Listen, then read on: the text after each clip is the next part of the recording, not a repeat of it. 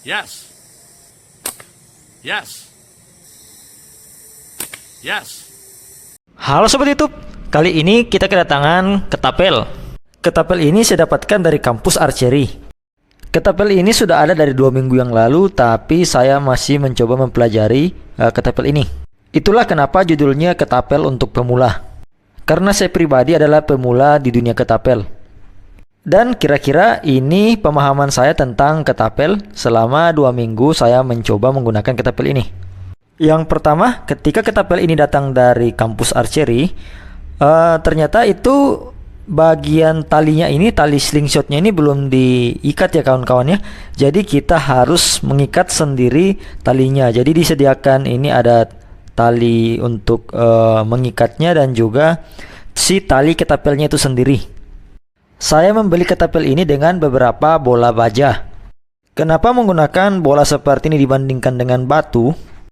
Karena bentuknya yang bulat sehingga lebih aerodinamis, dan jika kalian menggunakan batu maka batunya akan lari secara liar ya kawan-kawan ya. Jadi cukup berbahaya. Jadi kalau pakai batu, pilih batu yang agak bulat-bulat. Oke, karena karet ketapelnya belum diikat, makanya kita harus belajar mengikat. Jadi caranya membentuk looping seperti ini, lalu mulai dililitkan di tempat untuk mengikat karetnya.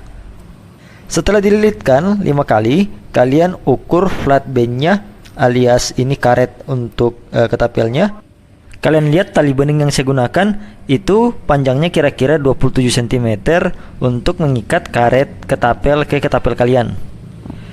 Setelah dililit, ditarik ke arah atas dan dililit lagi. Nah, ini dililit lagi sekitar 5 kali ya kawan-kawan ya.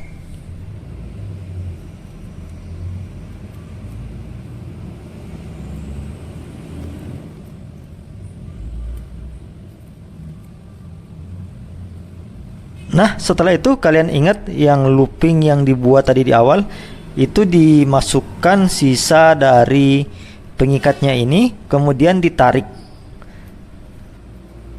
Lalu kemudian karet pengikat sisa loopingnya juga ini ditarik juga ya kawan-kawan ya. Pokoknya kalian tarik sampai kencang. Jadi tadi ada 2 yang ditarik, yaitu karet yang masuk ke dalam looping dan kemudian karet awal yang tersisa dari looping.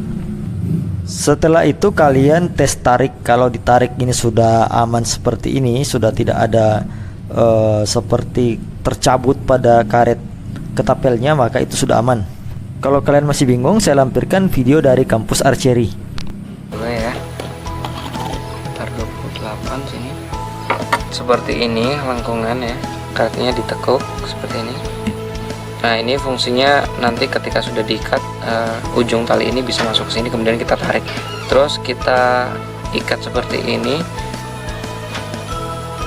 5 kali. Berikan lebihan karet di bagian sininya, di atas tipnya. Nah, ini nanti berfungsi untuk melindungi karet aktifnya nanti ketika ditarik seperti itu. Kita ikat lagi 5 kali ikatan. Kemudian kita lipat ke dalam. Kemudian bagian luarnya kita ikat 5 kali lagi. Tali yang satu ini ke lengkungan yang tadi. Kemudian kita tarik, dan bagian ini kita tarik. Dan terakhir kita gunting bagian sininya untuk supaya lebih rapi. Nah, jadi gimana? Kalian sudah paham kan cara mengikat tali ketapel? Kalian tinggal ikat dengan cara yang sama pada sisi ketapel yang satunya. Kemudian selanjutnya kalau sudah terikat, lanjut latihan untuk menembak. Sebelum menembak, pastinya kita harus tahu cara memegang pelurunya bagaimana. Jadi kira-kira seperti ini cara untuk memegang gotri atau peluru ketapel di karet ketapel. Oke, setelah tahu cara untuk memegang gotri, sekarang kita lanjut cara untuk mengarahkan ketapel. Jadi umumnya itu ditembakkan dengan menyamping seperti ini dan bukan tegak lurus, tapi dipegang menyamping seperti ini. Untuk cara memegang sendiri ada 2, ada yang memegang pada batangnya seperti ini dan juga ada yang memegang seperti ini. Jadi senyamannya kalian gimana pegangan kalian. Saya sih suka yang memegang seperti ini karena feelnya lebih kokoh dan lebih enak untuk mengontrol ketapel. Kemudian kita lanjut ke cara menembakkan. Untuk cara menembakkan, kalian miringkan badan seperti ini, lalu angkat tangan kalian seperti ini dan tarik tali ketapel, letakkan di bawah pipi kalian kira-kira seperti ini. Lalu kalian bidik. Untuk di mana titik bidik dari ketapel, itu biasanya berada di bagian atas dari ketapel. Saya ulang ya, dari research yang saya lakukan, sikap menembak itu kira-kira seperti ini ketika menembakkan ketapel. Untuk di mana kita mengeker, itu kalian bisa cari di sekitar sini, atau kalau tidak di bagian samping dari ketapel yang saya tunjukkan ini. Jadi di bagian atas atau di bagian agak samping-sampingnya. Nah, itu harus kita cari sendiri kan. Jadi ini tergantung ketapelnya, makanya kita harus coba dahulu. Jadi kalian coba keker pada bagian atas sambil ditembakkan apakah mengenai target. Kalau tidak mengenai target, lihat jauhnya bagaimana dari target.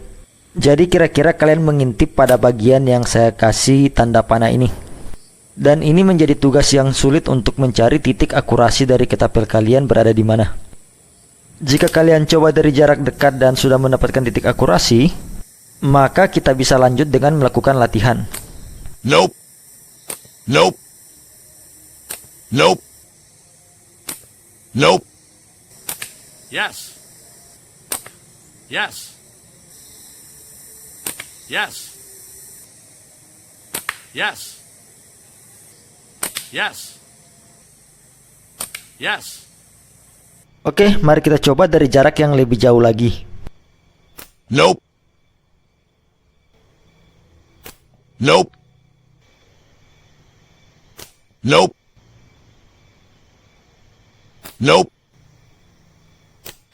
Yes. Yes.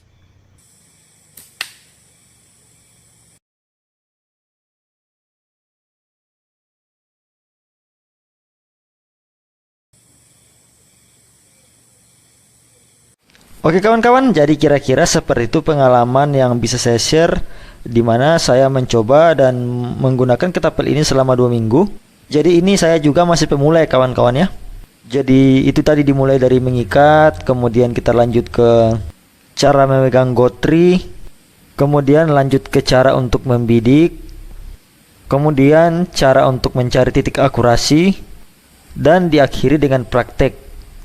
Sebenarnya ini masih kulit-kulit dasar dari ketapel ya kawan-kawan ya. Yes. Karena ini belum kalau targetnya ada di atas atau targetnya ada di bawah, atau tanah atau pijakan kita tidak rata, dan banyak lagi variabel-variabel lainnya. Apalagi jika kalian niat menggunakan ketapel untuk berburu. Jadinya masih banyak yang harus saya pelajari dari ketapel ini. Dan jika saya sudah lebih mahir lagi, maka saya akan menggunakan untuk berburu. Dan selama channel ini berdiri, belum ada sama sekali pembahasan tentang hunting maupun trapping. Padahal dua hal itu adalah bagian penting dari bushcraft. Dan ini pertama kali saya membahas perintilan yang bisa digunakan untuk hunting. Dan mungkin benda ini juga bisa membantu kita jika berada dalam situasi survival. Oke kawan-kawan, kira-kira seperti ini update saya untuk ketapel. Nantinya akan saya update lagi jika saya lebih mahir lagi dan sudah menggunakan untuk melakukan hunting. Mohon bantuannya untuk like dan subscribe jika kalian suka. Dan sampai jumpa di lain waktu dan di lain kesempatan dengan pembahasan-pembahasan menarik lainnya.